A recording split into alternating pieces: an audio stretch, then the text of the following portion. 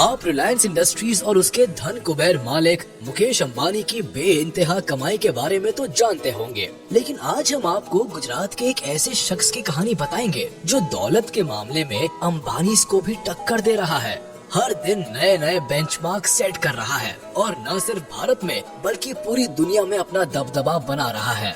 जी हाँ, सही समझे आप, हम बात कर रहे हैं भारत के मशहूर बिजनेसमैन गौतम अडानी की, जिन्हें एक वक्त था जब आर्थिक तंगी के कारण पढ़ाई छोड़नी पड़ी थी, लेकिन आज ये एयरपोर्ट से लेकर बंदरगाह और कोयले से लेकर घर में इस्तेमाल होने वाले तेल तक से पैसा कमा रहे हैं। लेकिन कम ही ऐसे लोग हैं जो उनके बारे में बहुत ज्यादा जानते हैं। तो अगर आप भी गौतम अडानी की कामयाबी का राज जानना चाहते हैं तो फिर बिना वीडियो स्किप किए हमारे साथ देखिए उनकी जिंदगी और व्यापार का सफरनामा। गौतम अडानी यूं तो रिलायंस इंडस्ट्रीज के संस्थापक धीरूभाई अंबानी की ही तरह पहली पीढ़ी के बिजनेसमैन हैं, लेकिन आज उनकी नेटवर्थ बाकी उद्योगपतियों से कई ज्यादा है, क्योंकि एक डायलॉग है जिसे अडानी ने सिद्ध साबित किया है, वो है कोई धंधा छोटा या बड़ा नहीं होता और धंधे से बड़ा कोई धर्म नहीं होता। अब हम ऐसा इसलिए कह रहे हैं क्योंकि समय के साथ अडानी को जो भी धंधा मिला उन्होंने उसे पूरे मन से किया और परचम लहराते चले गए। लेकिन उनके फर्श से अर्श तक पहुंचने का सफर काफी जद्दोजहद भरा रहा है। उनका जन्म सन 1962 में अहमदाबाद के एक आर्थिक रूप से कमजोर परिवार में हुआ। पिता का छोटा सा काम था, लेकिन कुछ खास चल नहीं रहा था। ऐसे में वक्त के साथ आर्थिक हालत और बिगड़ते चले गए, जिसकी वजह से गौतम अडानी को अपनी पढ़ाई बीच में ही छोड़नी पड़ी और काम के लिए हाथ पैर मारने पड़े। इसी बीच वो बड़े शहर से बड़ी उम्मीदें लेकर कम उम्र में ही मुंबई आ गए, जहां शुरुआत में तो काफी संघर्ष करना पड़ा, लेकिन कुछ वक्त के बाद उन्हें एक डायमंड सप्लायर के यहाँ नौकरी मिल गई। 3 सालों तक काम करने के बाद उन्हें समझ में आया कि जिंदगी में करना क्या है, इसलिए उन्होंने नौकरी छोड़कर अपना काम शुरू किया और झवेरी बाजार में डायमंड ब्रोकरेज कंपनी की शुरुआत की। गौतम अडानी को अपनी जिंदगी का वाय पता था, यानी वो काम क्यों कर रहे हैं, इसलिए उन्होंने जी तोड़ मेहनत की और कम उम्र में ही धंधा दौड़ा दिया। लेकिन उनकी किस्मत चमकी 1981 से, जब उनके बड़े भाई ने उन्हें अहमदाबाद बुलाया। दरअसल भाई ने सामानों को लपेटने वाली प्लास्टिक की कंपनी खरीदी, मगर वो चल नहीं रही थी क्योंकि जो कच्चा माल चाहिए था वो जरूरत के हिसाब से नहीं मिल पा रहा था। बाहर देशों से कच्चे माल को इंपोर्ट करना पड़ रहा था। ऐसे में इसे एक अफसर के तौर पर देखते हुए अडानी ने कांडला पोर्ट पर प्लास्टिक ग्रैनुअल्स का आयात शुरू किया और 1988 में शुरू की अडानी एक्सपोर्ट्स, जिसका नाम बदलकर बाद में अडानी एंटरप्राइजेस कर दिया गया। इसमें धातु, एग्रीकल्चर प्रोडक्ट और कपड़े की कमोडिटी ट्रेडिंग होती थी। काम चल पड़ा तो कुछ ही साल में ये कंपनी और अडानी इस बिजनेस से बड़ा नाम बन गए और फिर 1994 में अडानी एंटरप्राइजेस को शेयर बाजार में लिस्ट कर दिया गया। फिर साल आया 1995 का। ये वो साल था जिसने आज उनके इस मुकाम तक पहुंचने की नींव रखी, क्योंकि इस वक्त गुजरात सरकार पोर्ट डेवलपमेंट के लिए प्राइवेट कंपनीज की तलाश कर रही थी। ऐसे में जैसे ही एक खबर अडानी तक पहुंची, उन्हें कमाई का एक और सोर्स नजर आया, इसलिए उन्होंने गुजरात के सबसे बड़े बंदरगाह मुंद्रा पोर्ट को ही खरीद दिया। मुंद्रा पोर्ट को खरीदने के बाद 1998 में गौतम अडानी ने Adani ports and logistics company की शुरुआत की। वैसे ये बंदरगाह की खासियत के बारे में बताएं तो करीब 8000 हेक्टेयर में फैला ये पोर्ट आज भारत का सबसे बड़ा निजी बंदरगाह है और इस पोर्ट से पूरे भारत के लगभग 1/4 माल की आवाजाही होती है। साथ ही ये जगह स्पेशल इकोनॉमिक जोन के तहत बना है, तो प्रमोटर कंपनी को कोई टैक्स भी नहीं देना पड़ता। इस जोन में power plant, private rail line और एक प्राइवेट एयरपोर्ट भी है।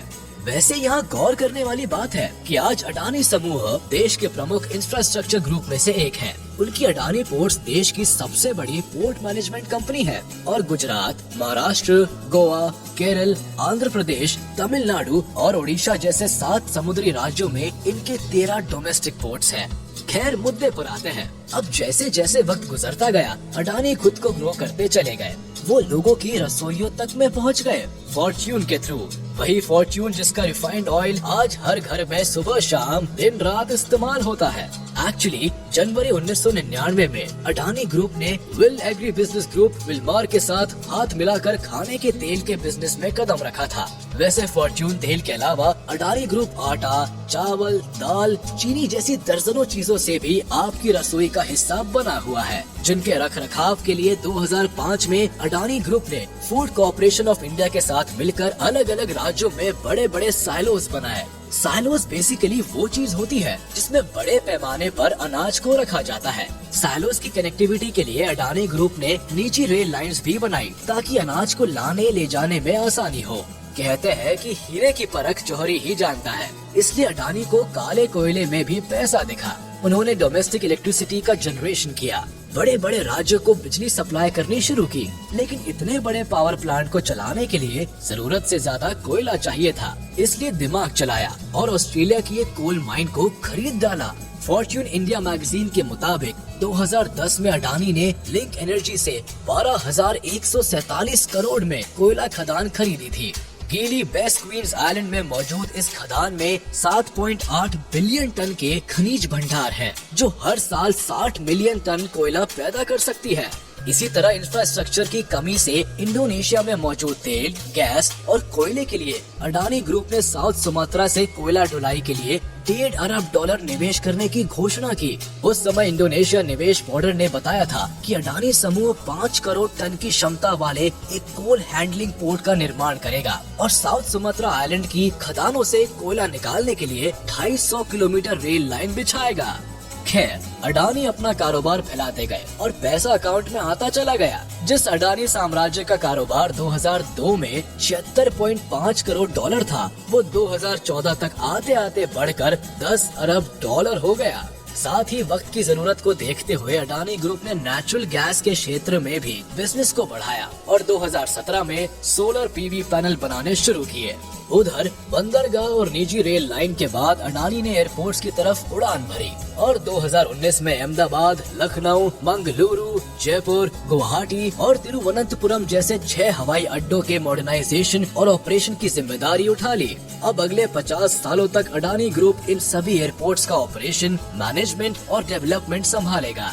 वही मुंबई इंटरनेशनल एयरपोर्ट लिमिटेड में भी अडानी ग्रुप के पास 74% की हिस्सेदारी है और ये किसी को बताने की जरूरत नहीं कि भारत में मुंबई एयरपोर्ट दिल्ली के बाद देश का सबसे बड़ा एयरपोर्ट है। वैसे जिस तरह सुंदर आकार लेने से पहले सोने को खूब तपाया जाता है, ठीक उसी तरह गौतम अडानी को भी जीवन में कई तरह का ताप झेलना पड़ा। उनका सामना कई तरह के विवादों से हुआ, लेकिन उन्होंने सबसे पार पाया और एक अलग मुकाम हासिल किया, जिसका नतीजा है कि आज गौतम अडानी का कारोबार पूरी दुनिया में फैला हुआ है।